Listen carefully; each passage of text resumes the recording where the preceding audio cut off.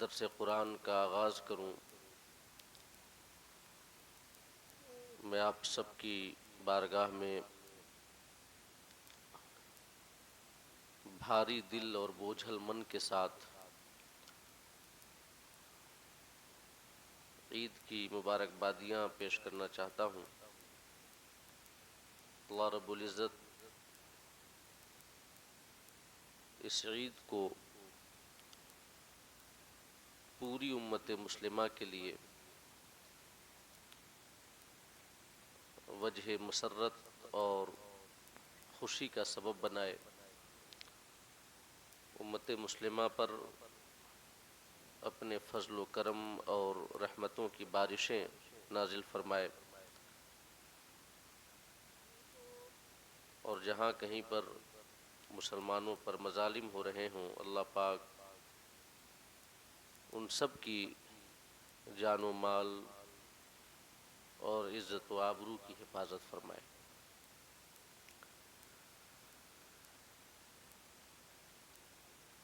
حدیث پاک میں آیا ہے کہ مومن وہ چاہے دنیا کے کسی بھی کونے کا رہنے والا ہو، سارے ایمان والے ایک بدن کی طرح ہیں، جسد واحد کی طرح ہیں، اور مومنین میں سے ہر فرد اسی جسد واحد کے اعضاء ہیں، سب کا آپس میں تعلق ہے۔ قرآن میں اس تعلق کو انما المؤمنون اخوہ سے تعبیر کیا گیا ہے کہ ایمان والے بھائی بھائی ہیں۔ رشتہ ایمانی خون کے رشتے سے بڑھ کر ہے، کیونکہ خون کے رشتے محض اس دنیا میں کام آتے ہیں، اس دنیا تک خون کے رشتوں کا تعلق ہوتا ہے، پھر قبر و حشر کی منزلوں میں خون کا رشتہ کوئی کام نہیں آتا، مگر ایمان کا رشتہ قبر کی منزل میں بھی کام آتا ہے اور حشر کی منزل میں بھی کام آتا ہے۔ یہاں تک کہ اولاد جو اپنے والدین کے لیے ثواب کے اعتبار سے نفع بخش ہے، وہ بھی رشتہ ایمان ہی کی بدولت، کیونکہ اگر اولاد کا ایمان مضبوط ہو اور وہ اعمال صالحہ کرے، نیکیاں کرے، تو اس کی نیکیوں سے ثواب والدین کے کھاتے میں بھی لکھا جاتا ہے۔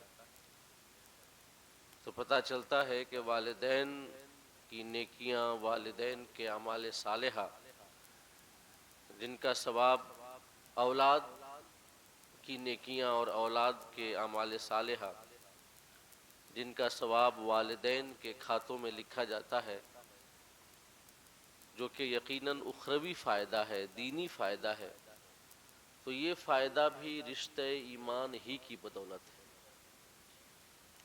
تو اصل رشتہ ایمان ہے،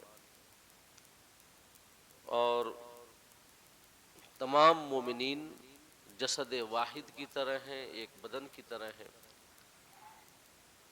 اب ظاہر سی بات ہے کہ بدن کے کچھ اعضاء کو یا بدن کے ایک ہی عضو کو تکلیف ہو، مصیبت ہو، درد ہو، ٹیس ہو، تو دوسرے اعضائے بدن کبھی بھی راحت اور سکون کے ساتھ نہیں رہ سکتے۔ ایک عضو کے دکھ اور درد کو بدن کے تمام اعضاء محسوس کرتے ہیں۔ بدن کے کسی بھی حصے میں درد ہو، دماغ اس درد کو محسوس کرتا ہے، آنکھ اس درد کی شدت کی وجہ سے آنسو بہاتی ہے اور دل بیٹھا جاتا ہے۔ دماغ یہ نہیں کہتا مثلاً ہاتھ سے کہ تمہارا درد ہے میں کیوں محسوس کروں، پاؤں سے کہ تمہارا دکھ ہے میں کیوں اس کا احساس کروں، آنکھ یہ نہیں کہتی کہ ہاتھ سے تمہارا درد ہے، پاؤں سے یا دیگر اعضائے بدن سے کہ تمہارا درد ہے میں کیوں تمہارے درد کے لیے آنسو بہاؤں، نہیں، بلکہ دماغ بدن کے ہر عضو کے درد کو محسوس کرتا ہے، آنکھیں آنسو بہاتی ہیں۔ تو اس سے یہ سمجھ میں آتا ہے کہ بدن کا کوئی عضو اگر تکلیف میں ہو، دکھ اور درد میں ہو، تو بدن کے دوسرے اعضاء کو آرام نہیں ملتا، سکون نہیں ملتا۔ شیخ سعدی کا ایک بڑا مشہور شعر ہے، بنی آدم اعضائے یک دگرند کہ در خلقت ز یک جوہرند، چون عضو بدرد آورد روزگار از وہائے دیگر را نماند قرار، یعنی کہ تمام انسان ایک بدن کی طرح ہیں، کیونکہ سب کی تخلیق اور سب کی پیدائش ایک ہی جوہر سے ہوئی ہے، سب کی اصل ایک ہے، سب کی حقیقت ایک ہے، اور جب ایک عضو کو تکلیف ہوتی ہے تو دوسرے اعضاء کو بھی آرام نہیں رہتا۔ تو امت مسلمہ پر مظالم کے پہاڑ توڑے جا رہے ہوں، یا کسی بھی طریقے سے ذہنی، جسمانی، معاشی، سیاسی تکلیفیں دی جا رہی ہوں امت مسلمہ کو، تو اس وقت کوئی بھی ایک غیرت مند مسلمان، ایک ایسا شخص جس کے دلوں میں ایمان کی حلاوت ہو، ایمان کا نور ہو، تو بے کل ہوئے بنا نہیں رہ سکتا۔ قرآن مجید میں سورہ توبہ کے اندر ایمان والوں کی 3 حالتیں بیان کی گئی ہیں جب امت مسلمہ پر مظالم کے پہاڑ توڑے جا رہے ہوں، جب امت مسلمہ کو ستایا جا رہا ہو، تکلیف دی جا رہی ہو،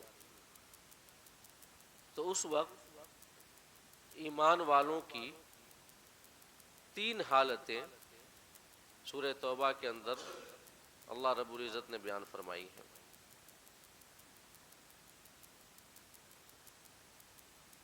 پہلی حالت امت مسلمہ کی اس جماعت کی ہے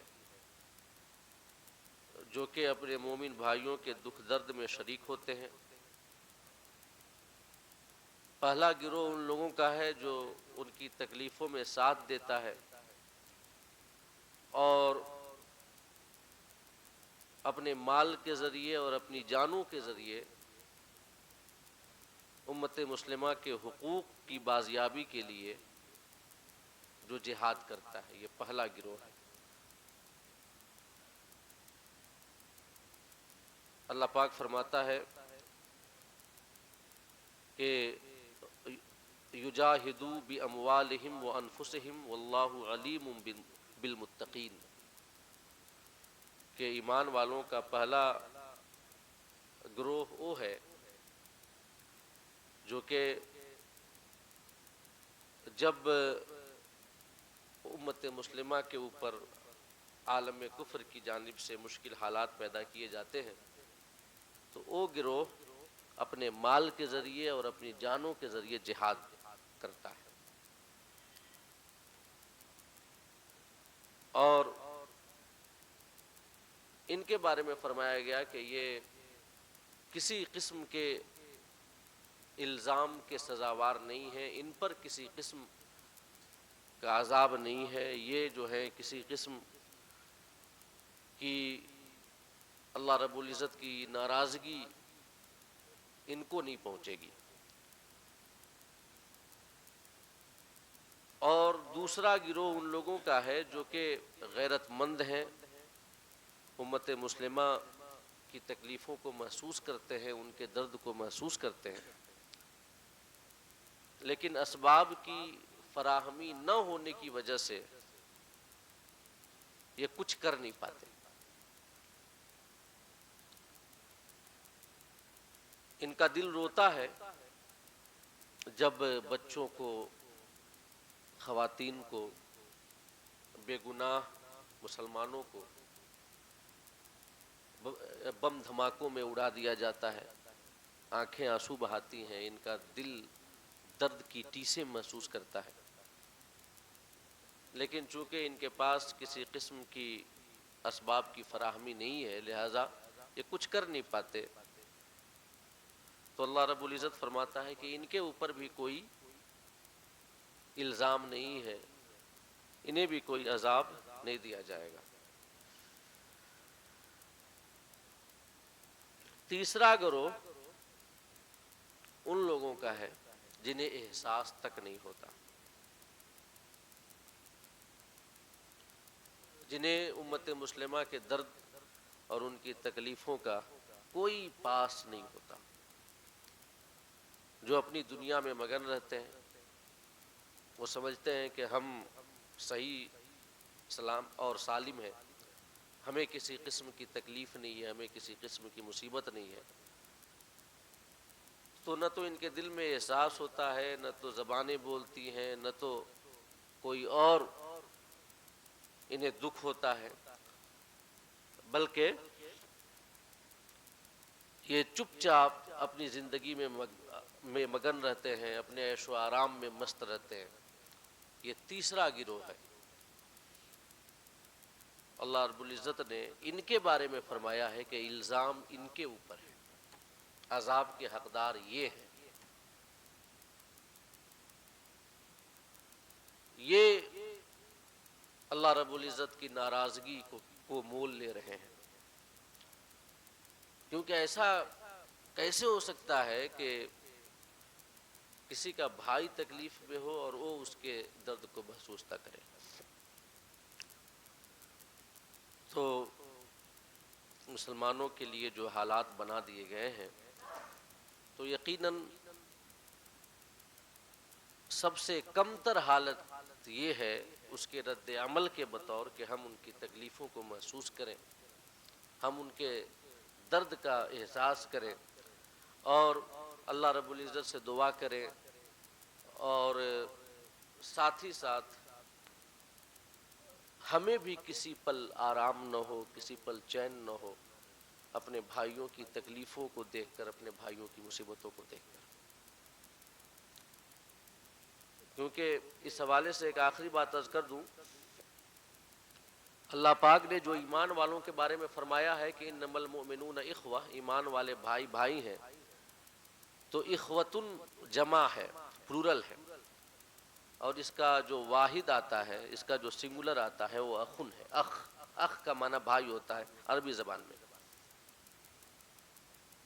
اخ کے دو پلورل آتے ہیں، ایک ہے اخوان اور ایک ہے اخوتن، یہ دو پلورل ہیں اخ کے، یہ دو جمع ہیں۔ جب رشتہ اخوت، بھائی چارگی کا رشتہ دور کے رشتے کا ہو، منہ بولے ٹائپ کا، یا ممیرا پھپھیرا چچیرا یا ایسی رشتے والا اگر بھائی کا ناتا ہو، تو اس وقت اخ کی جمع اخوان آتی ہے۔ اور اگر رشتہ اخوت خون کا ہو، ایک ماں ایک باپ کا رشتہ اخوت ہو، یہ بھائی کا رشتہ ہو، تو اس وقت اخ کی جمع اخوتن آتی ہے۔ جب ایک باپ ایک ماں سے دو بھائی ہوں اور ان کو کہنا ہو کہ یہ بھائی ہے، تو کہا جائے گا ہاؤلائی اخوتن، یہ بھائی ہیں، مطلب کہ خون کے رشتے سے بھائی ہیں۔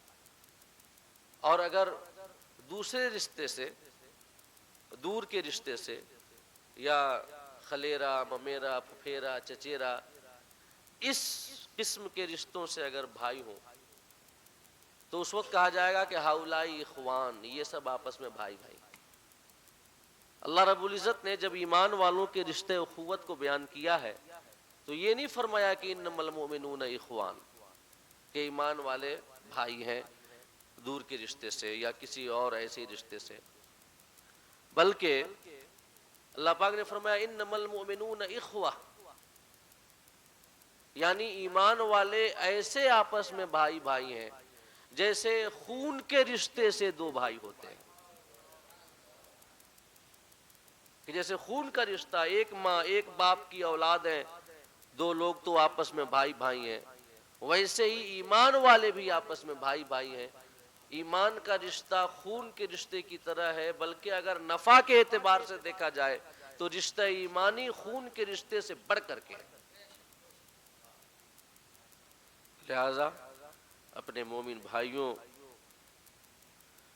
کی جو مصیبتیں ہیں، تکلیفیں ہیں، ان پر دوسرا مومن بھائی کبھی آرام اور سکون سے نہیں رہ سکتا۔ اللہ پاک تمام مسلمانوں پر اپنا فضل و کرم نازل فرمائے اور سب کی جان و مال، عزت و آبرو اور ایمان کی حفاظت فرمائے۔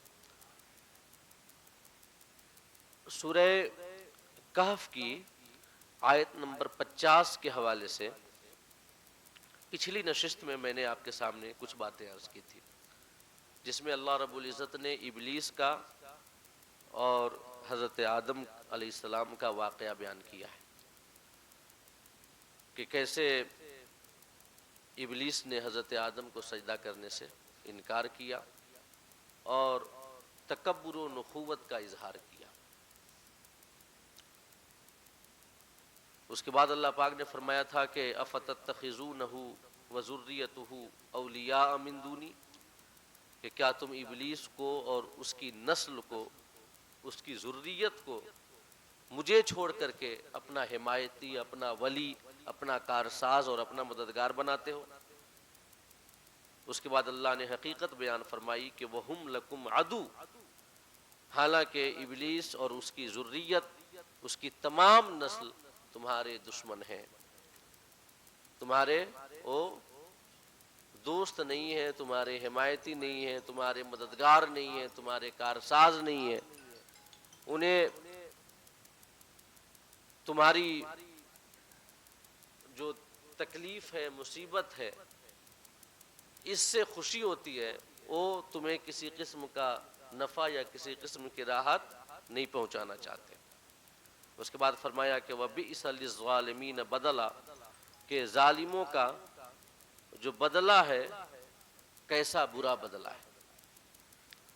مطلب کہ اللہ رب العزت کی حمایت کو چھوڑ کر کے، اللہ رب العزت کی کارسازی کو چھوڑ کر کے، اللہ پاک کی عبادت کو چھوڑ کر کے وہ ظالمین، اور مراد ہے مشرکین، کہ جو شرک کرنے والے ہیں، جو کہ ابلیس کو اور اس کی ذریت والا ہے، انہیں اپنی رحمتیں عطا کرنے والا ہے، ان کو چھوڑ کر کے ابلیس جیسے دشمن کو، ابلیس کی نسل کو، جو کہ انسانوں کے کھلے دشمن ہیں، ابلیس کی ساری ذریت، ابلیس کی ساری نسل، ان کو جو اپنا حمایتی بناتے ہیں اور اپنا کارساز بناتے ہیں، ایسے ان لوگوں کو جو بدلہ ملا ہے، کیا ہی برا بدلہ ملا ہے کہ خدا کو چھوڑ کر کے ابلیس کی جانب جا رہے ہیں، اللہ پاک کی رحمت کو چھوڑ کر کے ابلیس کو اپنا رہے ہیں، جو کہ کھلا ہوا دشمن ہے۔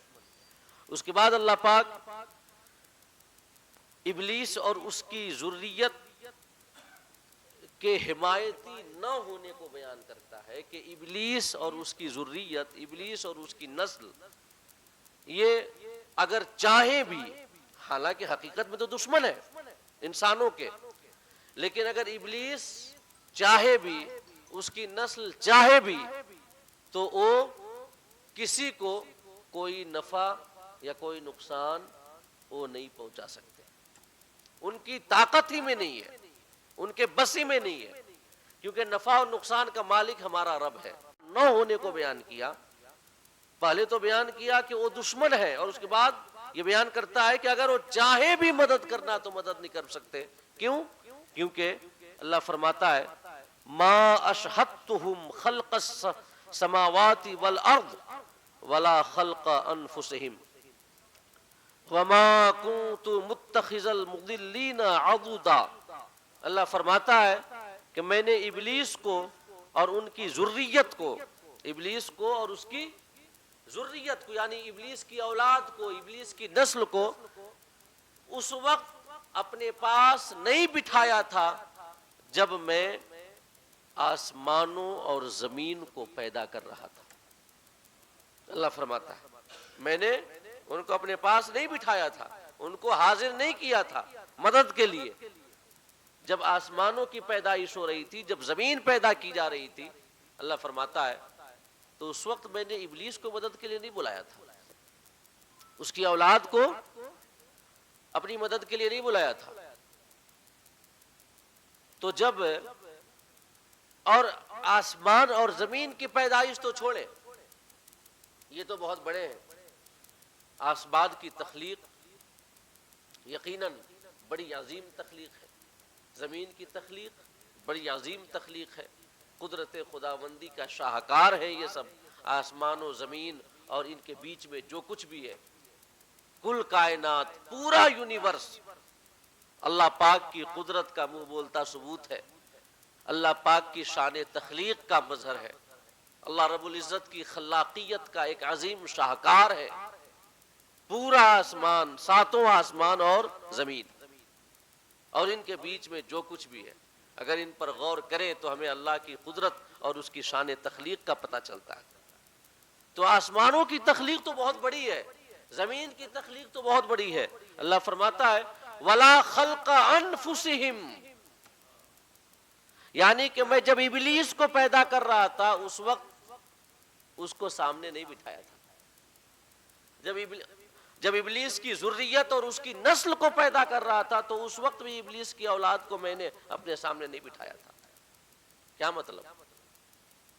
اللہ پاک فرماتا ہے کہ آسمان و زمین کی تخلیق میں مدد کرنا تو کجا،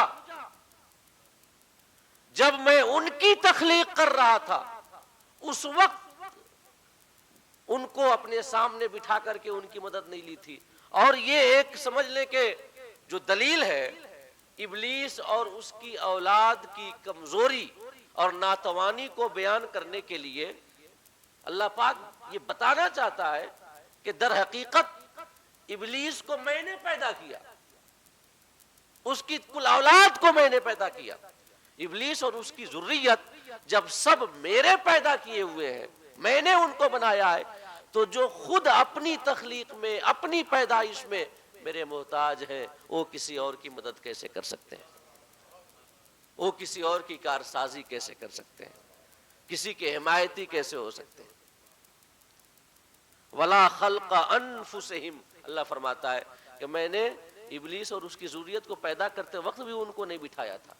کیوں؟ کیونکہ ان کی پیدائش سے پہلے جب میں نے پیدا نہیں کیا تھا تو ان کا وجود ہی نہیں تھا. ان کا وجود تب ہوا جب میں نے انہیں وجود عطا کیا. تو جو اپنے وجود میں میرے محتاج ہیں، اللہ فرمانا چاہتا ہے کفار و مشرکین کو کہ ابلیس، شیاطین، ابلیس کی تمام اولاد، چاہے جائز اولاد ہوں یا ناجائز اولاد ہوں ابلیس کی، سب کے سب جب اپنی تخلیق میں، اپنے وجود میں میرے محتاج ہے تو تمہاری مت کہاں ماری گئی ہے کہ تم ان کو اپنا مددگار اور اپنا کارساز سمجھتے ہو؟ کہاں ہے تمہاری عقل؟ جو خود محتاج ہے وہ کسی کی مدد کیسے کر سکتا ہے؟ مدد تو وہ کرتا ہے نا جس کے پاس کچھ اختیار ہو، جو کسی چیز کا مالک ہو. یہ تو کسی چیز کے مالک و مختار ہے نہیں، اور میرے محبوب بندے بھی نہیں ہیں کہ جب یہ مجھ سے دعائیں کرے کسی کام کے لیے یا تمہاری مدد کے لیے تو میں ان کی دعائیں قبول کر لوں. اللہ فرمانا چاہتا ہے جو محبوب بندے ہیں، اللہ کے اولیاء ہیں، انبیاء ہیں، یقیناً وہ بھی اللہ کے محتاج ہیں، مگر وہ اللہ رب العزت کے محبوب بندے ہیں. جب وہ دعائیں کرتے ہیں تو اللہ پاک اپنے فضل سے ان کی دعائیں رد نہیں کرتا. اگر کوئی غموں کا مارا دکھیارا تکلیف میں ڈوبا ہوا شخص، مصیبتوں میں ڈوبا ہوا شخص جب اللہ کے محبوب بندوں کی بارگاہ میں جاتا ہے مدد کے لیے، تو او اللہ کے اولیاء، اللہ کے محبوب بندے خدا کی بارگاہ میں اس کی مدد کے لیے ہاتھ اٹھاتے ہیں، اللہ ان کی دعاؤں کو قبول کرتا ہے اور اس بندے کی مدد کر دیتا ہے۔ ابلیس تو اللہ کا محبوب بندہ نہیں ہے، وہ تو مردود بندہ ہے کہ نہیں؟ ابلیس کی اولاد اللہ کے محبوب بندے نہیں ہیں، مردود بندے ہیں۔ تو ایسا بھی نہیں ہے کہ اگر وہ دعا کرے ہمارے لیے تو اللہ قبول کر لے، ہے کہ اللہ پاک جو ہے ان کی کمزوری کو اور ظاہر فرمائے گا۔ ہاں کبھی کبھی ایسا ہوتا ہے کہ اللہ پاک کفار و مشرکین کو ڈھیل دیتا ہے، ڈھیل دیتا ہے۔ اور کیسے ڈھیل دیتا ہے؟ کہ اپنے جھوٹے معبودوں سے وہ مانگتے ہیں جو چیز، وہ انہیں مل جاتی ہے، مرادیں مانگتے ہیں، مراد پوری ہو جاتی ہے کہ نہیں؟ دینے والا اللہ ہے، اللہ دیتا ہے۔ یہ اللہ پاک کی جانب سے کفار و مشرکین کے لیے رسی کو ڈھیلا کرنا ہے۔ یہ ڈھیل دی گئی ہے کہ اپنی گمراہیوں میں بھٹکتے رہو، کفر و شرک کی وادیوں میں ٹامک ٹوئیاں کرتے رہو، پھر پلٹ کر کے تو تمہیں میرے پاس ہی آنا ہے۔ ان بطش ربک لشدید، اور اللہ پاک جب اپنی گرفت مضبوط کرتا ہے تو فرماتا ہے کہ رب کی پکڑ بہت سخت ہے۔ تو کوئی یہ نہ سمجھے اور یہ خیال اپنے ذہن میں نہ لائے کہ کیسے جو کفار و مشرکین ہیں وہ جب مرادیں مانگتے ہیں جھوٹے معبودوں سے، اپنے جھوٹے خداؤں سے، تو ان کی مرادیں پوری ہو جاتی ہیں، جو مانگتے ہیں انہیں ملتا ہے۔ کیسے؟ تو یہ در حقیقت خدا پاک کی جانب سے ڈھیل ہوتی ہے۔ پھر اللہ رب العزت جب اپنی پکڑ کو مضبوط کرتا ہے، پکڑ کی رسی کو مضبوط کرتا ہے، تو پھر کوئی اس سے نہیں بچ سکتا، کیونکہ ان بطش ربک لشدید۔ تو اللہ فرماتا ہے کہ نہ تو آسمان و زمین کی پیدائش کے وقت میں نے ابلیس اور ان کی اولاد کو اپنے پاس بٹھایا تھا، اور نہ ہی خود ان کو پیدا کرتے وقت ان کے پاس بٹھایا تھا۔ تو وہ کیسے تمہارے مددگار ہو سکتے ہیں؟ وہ کیسے تمہارے کارساز ہو سکتے ہیں جو خود اپنی تخلیق میں میرے محتاج ہیں، اپنی پیدائش میں میرے محتاج ہیں؟ اس کے بعد فرماتا ہے وَمَا كُنْتُ مُتَّخِذَ الْمُضِلِّينَ عَضُدًا، کہ میں گمراہ گروں کو اپنا مددگار نہیں بناتا۔ جو گمراہ کرنے والے ہیں، گمراہیاں پھیلانے والے ہیں، لوگوں کے قدم کو جادہ حق سے بھٹکانے والے ہیں، میں ان کو اپنا مددگار نہیں بنانے والا ہوں۔ وہ میرے مددگار نہیں ہے آسمان و زمین کی تخلیق میں۔ اور یہ بیان در حقیقت ابلیس اور اس کی ذریت کی ناتوانی اور کمزوری کو ظاہر کرنے کے لیے ہے، ورنہ اللہ رب العزت کا تو کوئی مددگار ہو ہی نہیں سکتا، کوئی مددگار نہیں ہو سکتا۔ کارساز اکیلا وہ ہے، خالق بھی اکیلا وہ ہے، رب بھی اکیلا وہ ہے، اور تمام کائنات کا انتظام فرمانے والا بھی ہمارا رب اکیلا ہے، اکیلا ہے۔ اسے کسی کی مدد کی حاجت نہیں ہے۔ ہاں اپنے فضل سے ملائکہ اور فرشتوں کو وہ دنیاوی کاموں کا انتظام سونپ دیتا ہے اپنے حکم سے، کہ یہ فرشتہ بارش برسانے اور زمین سے سبزہ اگانے کا انتظام دیکھے گا، یہ فرشتہ جیسے کہ حضرت جبرائیل علی نبینا علیہ الصلوۃ والتسلیم، ان کی ذمہ داری یہ ہے کہ وہ نبیوں اور رسولوں کے پاس جا کر کے وحی لائیں گے۔ کسی فرشتے کی ذمہ داری ہے کہ ماں کے پیٹ میں بچے کی شکل و صورت بنانا۔ تو اللہ پاک فرشتوں کو دنیا کے انتظام سنبھال دیتا ہے، بنا دیتا ہے ان کو، کہ تم یہ کام کا ظاہری سبب ہو، تم یہ کام دیکھو، ورنہ حقیقت میں جو انتظام فرمانے والا ہے ہمارا رب ہے۔ ملائکہ اپنے رب کے حکم کے بنا کوئی کام نہیں کر سکتے، ہے کہ نہیں ہے؟ اللہ پاک اپنے محبوب بندوں کو بھی دنیاوی معاملات کی تدبیریں سونپ دیتا ہے، اپنے محبوب بندوں کو، کہ جیسے کہ سیدی عبدالعزیز دباغ علیہ رحمۃ و رضوان نے لکھا ہے کہ جو زمین پر اللہ کے اولیاء ہیں تو ان اولیاء میں سے کچھ ایسے ہیں جو صاحب دیوان ہوتے ہیں. اور صاحب دیوان کا مطلب سمجھتے ہیں؟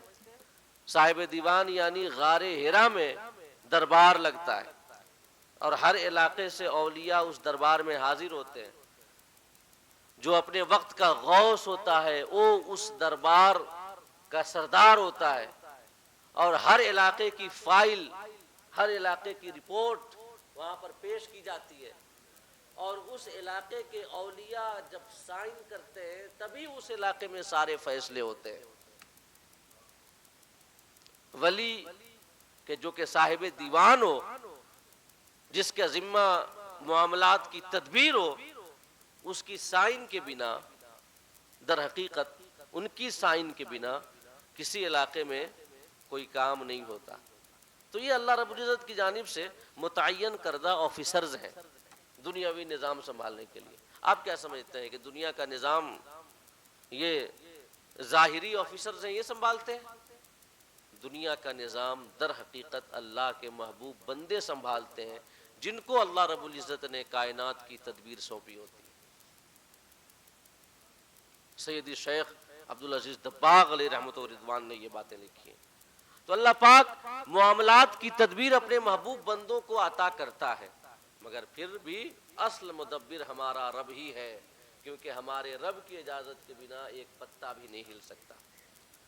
اللہ کے محبوب بندے اگرچہ اللہ پاک اپنے فضل سے ان کو تدبیر سونپے، دنیا کی معاملات کی ذمہ داریاں سونپے، لیکن ہر آن، ہر گھڑی، ہر لمحہ اللہ کے سارے محبوب بندے، اولیاء، صلحاء، ابدال، اقطاب، اغواس، افراد، جتنے اللہ کے محبوب بندے ہیں، انبیاء، رسولان اعظام، حتیٰ کہ سید المرسلین، سید الانبیاء، ہمارے آقا جناب محمد رسول اللہ صلی اللہ تعالی علیہ وسلم، جن کو اللہ رب العزت نے کل کائنات کا اختیار عطا فرمایا ہے، پوری دنیا کا مالک بنایا ہے.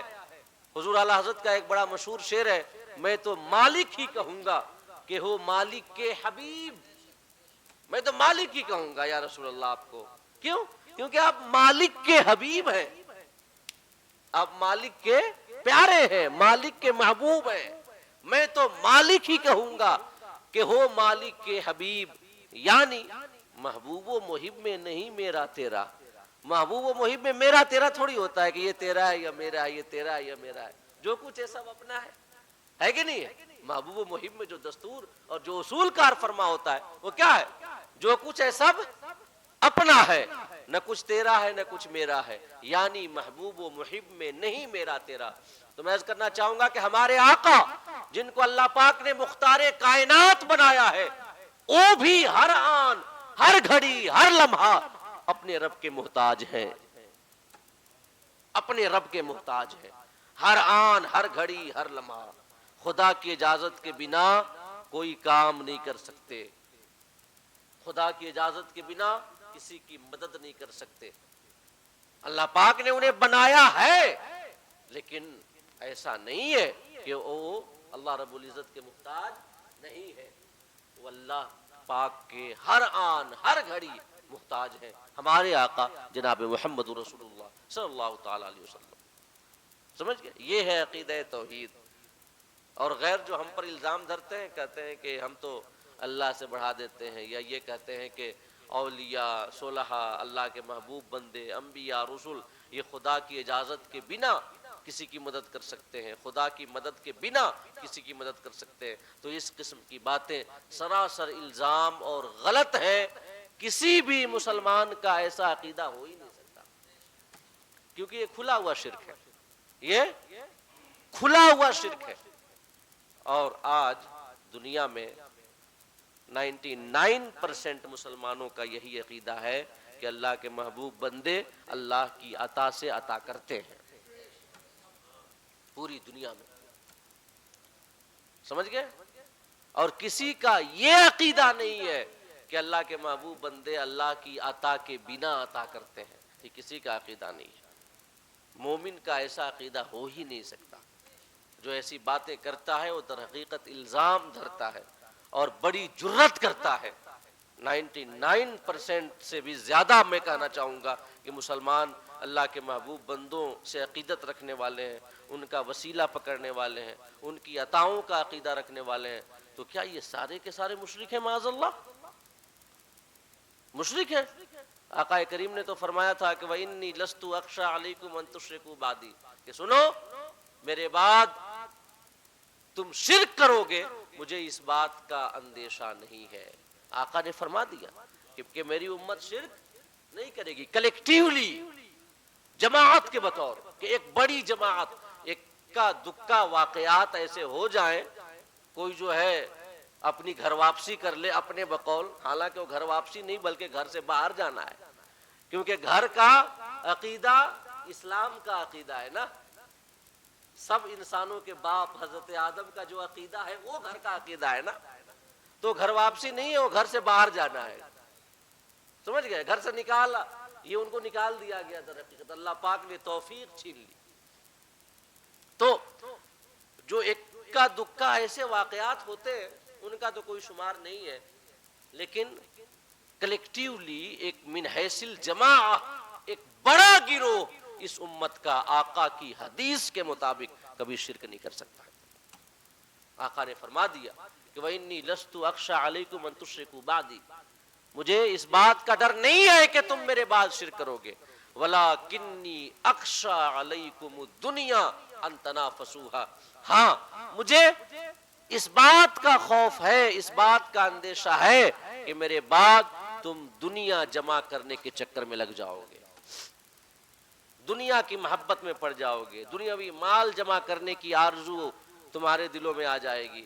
آقا نے یہ فرمایا کہ دنیا کی محبت تمہارے دلوں میں آئے گی، کیونکہ دنیا اپنے دروازے تمہارے لیے کھول دے گی، رزق کی ریل پیل ہوگی، مال کی کثرت ہوگی، تو اس وقت تمہارے اندر ہوڑ مچ جائے گی مال جمع کرنے کی. تو دنیا کی محبت کا اندیشہ ہے لیکن شرک کا اندیشہ نہیں ہے، آقا نے فرمایا. تو جب آقا نے فرما دیا کہ ان کی امت شرک نہیں کر سکتی، تو پھر یہ کون لوگ ہیں جو بات بات پر شرک کا فتویٰ لگا کر کے امت مسلمہ کی ایک بڑی جماعت کو مشرک ثابت کرنے پر تلے رہتے ہیں؟ کون لوگ ہیں؟ کیا ان کی بات رسول پاک کی بات سے موافقت رکھتی ہے؟ آپ بتائیں.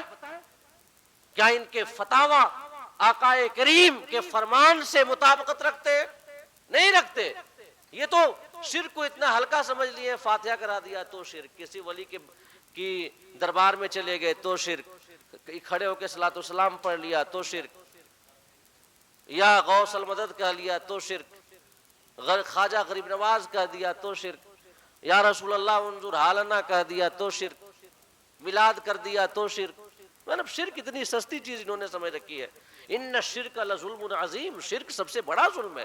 اور بات بات پر شرک کی نسبت کرنا، بتائیں کیا بات بات پر شرک کے فتاوے داغنا، کیا یہ آقا کے فرمان سے مطابقت رکھتے ہیں یہ فتاوے؟ ہرگز نہیں. آقا نے تو فرما دیا کہ میری امت شرک نہیں کرے گی، مجھے اندیشہ نہیں ہے اس بات کا کہ میری امت شرک کرے گی. اور اگر ان لوگوں کے فتاوے کو مان لیا جائے تو آج امت میں سے 99% بلکہ اس سے بھی زیادہ مشرک ٹھہریں گے، جو آقا کی حدیث کے صریح خلاف ہے.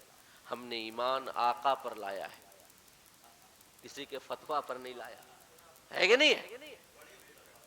تو آقا نے فرمایا کہ شرک نہیں کرو گے، لیکن ہاں دنیا کی محبت آ جائے گی تمہارے دلوں میں، دنیا کی محبت آ جائے گی، اور یہ اسی دنیا کی محبت کی وجہ سے تم ہلاکت کے دہانے تک پہنچ جاؤ گے.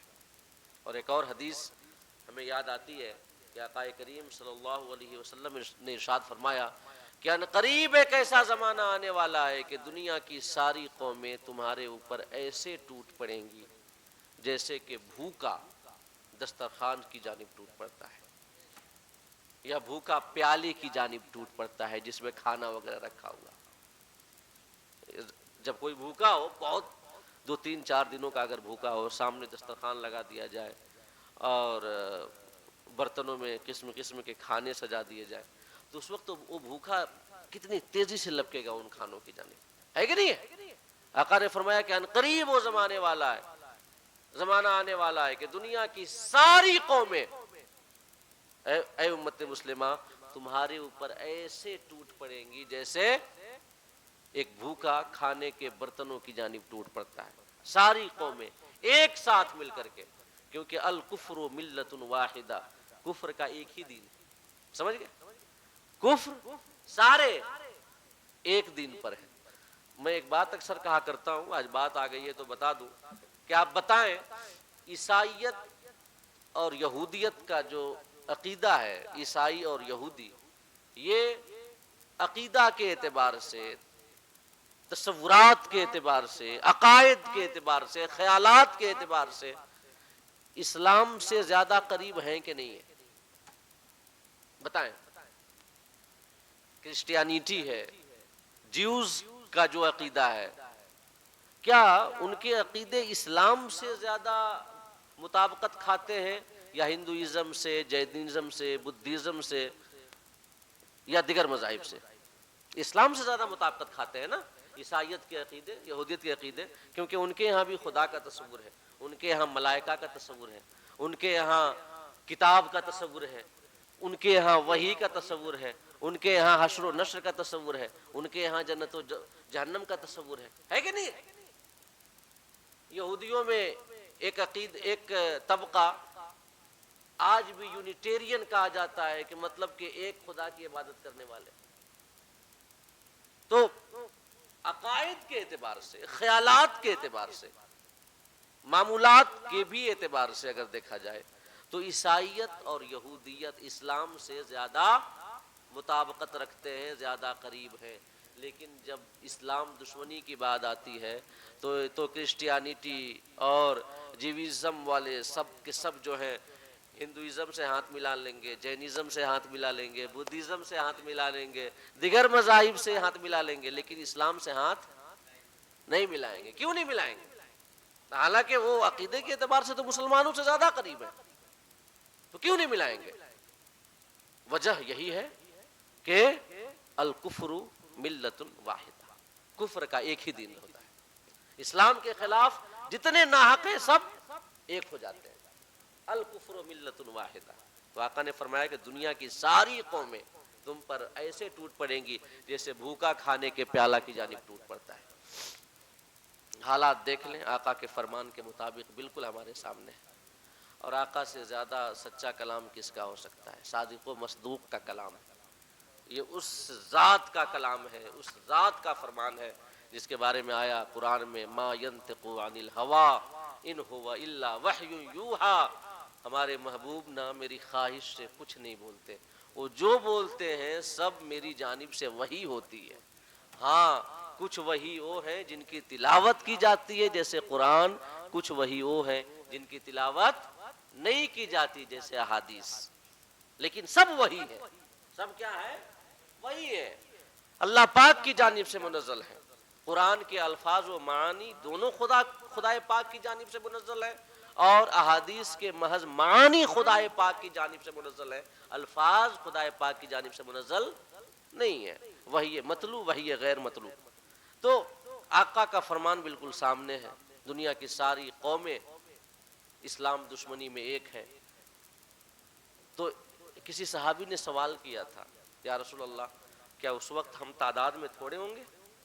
جب یہ حالات آئیں گے کہ ساری قومیں اسلام دشمنی میں ایک ہو جائیں گی، مسلمانوں اور اسلام کو ختم کرنے کے لیے سازشیں رچیں گی، تو اس وقت کیا ہم جو مسلمان ہیں کیا تعداد میں تھوڑے ہوں گے؟ آقا نے فرمایا نہیں، تمہاری تعداد بہت زیادہ ہوگی، مگر تم ان تنکوں اور ذرات کی طرح ہوگے جن کو سیلاب کا پانی اپنے ساتھ بہا کر کے لے کے چلا جاتا ہے۔ چھوٹے چھوٹے ذرے، چھوٹے چھوٹے تنکے، جب سیلاب کا پانی آتا ہے تو آپ دیکھتے ہوں گے کہ ان کے ساتھ وہ ذرے، وہ تنکے بہ جاتے ہیں، اور وہ کم بھی نہیں ہوتے تعداد میں، ذروں کی جو تعداد ہے کم ہے، تنکوں کی تعداد کم ہے نہیں نا، لیکن پھر اس کے باوجود جو ہے سیلاب ان کو اپنے ساتھ بہا کر کے لے کر سیلاب کا پانی چلا جاتا ہے۔ کیوں؟ آقا کریم نے یہ جو تشبیہ دی امت مسلمہ کی کثرت کو بیان کرنے کے لیے کہ سیلاب کا پانی جس طرح سے تنکوں اور ذرات کو بہا کر لے جاتا ہے، اور وہ تنکے اور ذرے بڑی تعداد میں ہوتے ہیں، ویسے تم بھی بڑی تعداد میں ہوگے۔ اس فرمان کا مقصود کیا ہے؟ اس فرمان کا مقصود یہ ہے کہ جیسے تنکے اور ذرے اگرچہ کثیر تعداد میں ہوتے ہیں لیکن وہ ایک جگہ اکٹھے نہیں رہتے، اکٹھے رہتے تنکے اور ذرے، کچھ ادھر پڑے کچھ ادھر پڑے کچھ ادھر پڑے، ہوا کا ایک ہلکا سا جھونکا اپنے ساتھ ان کو اٹھا کر کے لے کے چلا جاتا ہے۔ سیلاب کی تو بات ہی الگ ہے کہ نہیں ہے؟ تو وہ تنکے اور ذرے تو ہوتے ہیں زیادہ، لیکن ان میں اتفاق نہیں ہوتا، اتحاد نہیں ہوتا، ایک ساتھ نہیں ہوتے۔ کسی نے اپنے بیٹوں کو، اس کے کچھ بیٹے تھے تقریباً 6-7، تو ان کو پہلے ایک چھوٹی چھوٹی لکڑی دی نا، ایک کہاوت آپ نے سنی ہوگی، چھوٹی چھوٹی لکڑی دی سب کو کہ توڑ دو، سب نے توڑ دیا۔ پھر ان تمام لکڑیوں کو باپ نے جمع کیا اور باندھ کر کے سب کو دیا کہ توڑ دو، سارے کے سارے تھک گئے، نہیں توڑ پائے۔ تو اس وقت باپ نے کہا تھا کہ ایسے ہی الگ رہو گے تو ٹوٹ جاؤ گے، توڑ دیے جاؤ گے، اور اگر ایک ساتھ رہو گے تو لوگ لاکھ کوشش کر لیں تمہیں نہیں توڑ پائیں گے۔ تو وہ تنکے اور ذرات سیلاب کے، اس سے مثال دی آقا نے، یعنی ہم کثیر تو ہیں لیکن ہمارے اندر اتحاد نہیں ہے، اتفاق نہیں ہے، کسی ایک قیادت پہ ہم جمع نہیں ہیں۔ ہر شخص اپنے پسندیدہ نیتا کو اپنا قائد بنائے بیٹھا ہے، ہر شخص اپنے پسندیدہ عالم کو اپنا قائد بنائے بیٹھا ہے، ہر شخص اپنی جگہ پر ایک الگ 1.5 اینٹ کی مسجد بنا کر کے تیار ہے۔ تو یہ جو اتحاد و اتفاق کا نہ ہونا، یہی سب سے بڑی وجہ ہے کہ جیسے سیلاب کا پانی اپنے ساتھ ذروں کو بہا کر کے لے کر چلا جاتا ہے، ویسے ہی آج امت مسلمہ کو ہر کوئی جو ہے اپنے ٹارگٹ پہ لیے ہوئے ہے، اور ایسے ٹوٹ پڑے ہیں جیسے کہ بھوکا پیالے پر ٹوٹ پڑتا ہے کہ نہیں ہے؟ اگر آج بھی اتفاق 56 اسلامی ممالک ہیں دنیا میں، اگر وہ ایک متحد ہو جائیں، متفق ہو جائیں، تو کیا مطلب یہ حالات نہیں بدل سکتے؟ اللہ پاک نے کیا نہیں دیا ہے اسلامی ممالک کو، کون سی نعمت نہیں ہے؟ ارے پٹرول تمہارے پاس ہے، سونا تمہارے پاس ہے، معدنیات تمہارے پاس ہے، سب کچھ تمہارے پاس ہے، لیکن بس ایک چیز ہے، ایمان کی کمزوری ہے۔ مطلب یہ سارے اسلامی ممالک جو ہیں سب اپنے ملک کی فائنینشیل ایک کہہ لیں استھتی کو، فائنینشیل حالت کو، کنڈیشن کو مضبوط کرنے کے لیے وہ سوچتے ہیں کہ بس ہم کو بیاپار کرنا ہے، چاہے جہاں سے کرنا پڑے، چاہے مسلمانوں کی کے خون کی ہولی کھیلی جا رہی ہو، چاہے کچھ بھی ہو رہا ہو، لیکن ہمیں بس بیاپار کرنا ہے۔ کتنی غلط سوچ ہے یہ! خون، یہ مسلمانوں کے خون کے اوپر اپنے بیاپار کو بڑھاوا دینا، کیا اگر چاہیں تو یہ کیا نہیں کر سکتے؟ لیکن وہی ایک نہیں ہے۔ کیا ہے؟ ایک نہیں ہے بلکہ الگ الگ ہے۔ اور اس کے بعد آقا نے ساتھ میں یہ بھی فرمایا کہ اللہ پاک تمہارے دلوں میں وہن کو ڈال دے گا، اسی وجہ سے۔ کس وجہ سے؟ تمہارے مختلف ہونے کی وجہ سے، ایک قیادت پر جمع نہ ہونے کی وجہ سے، متحد نہ ہونے کی وجہ سے اللہ پاک تمہارے دلوں میں وہن ڈال دے گا۔ وہن، تو کسی صحابی نے عرض کیا یا رسول اللہ وہن کیا ہے؟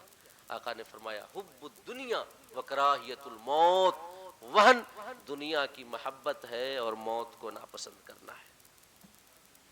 دنیا کی محبت اور موت کو ناپسند کرنا، بزدلی کی، کمزوری کی سب سے بڑی وجہ یہی دو ہے، دنیا کی محبت اور موت کو ناپسند کرنا، اور دونوں ایک دوسرے کے لیے لازم ہے۔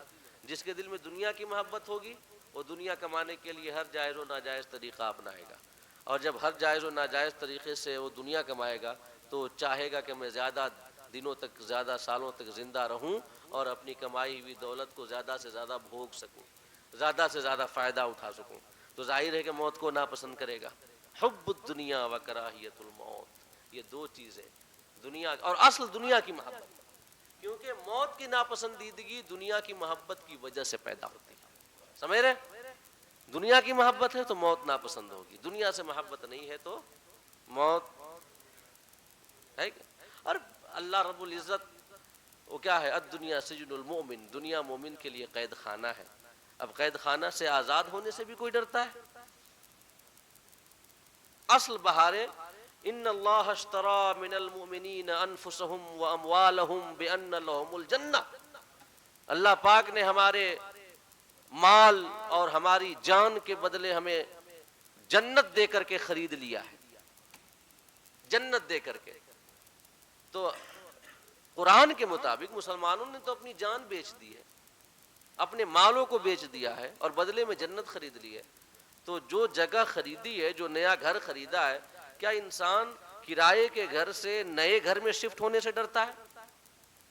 اپنے گھر میں بتائیں نا، کرائے کے گھر میں رہنا نہ ٹینشن کا باعث ہوتا ہے، کرائے کے کیا کہتے ہیں کہ مکان مالک پتہ نہیں کیا ہے، کھڑوس ہے، کیا باتیں کرے گا، کیا باتیں نہیں کرے گا، قسم قسم کی باتیں ہوتی رہتی ہیں۔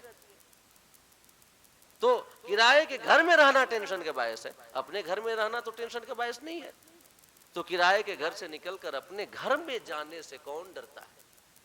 کرائے کے گھر کو چھوڑ کر اپنا گھر کون ناپسند کرتا ہے؟ اصل دنیا کی محبت ہے، اور اس کے نتیجے میں موت کی ناپسندیدگی آتی ہے کہ نہیں؟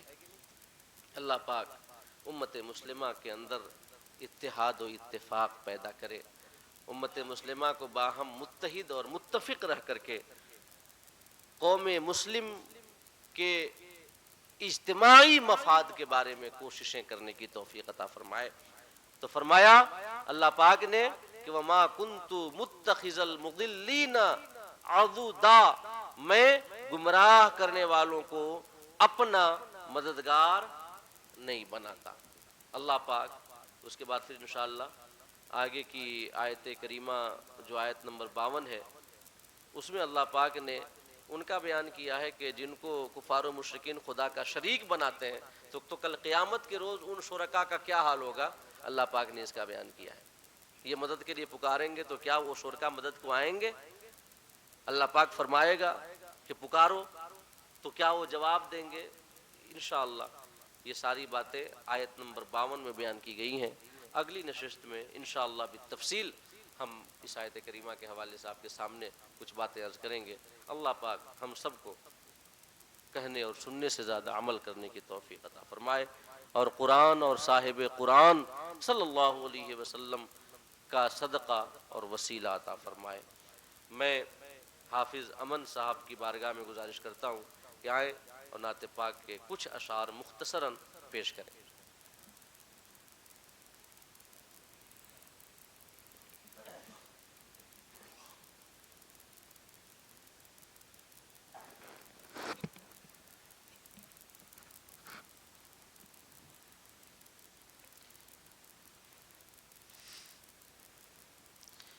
معزز سامعین کرام، تشریف فرما علماء کرام،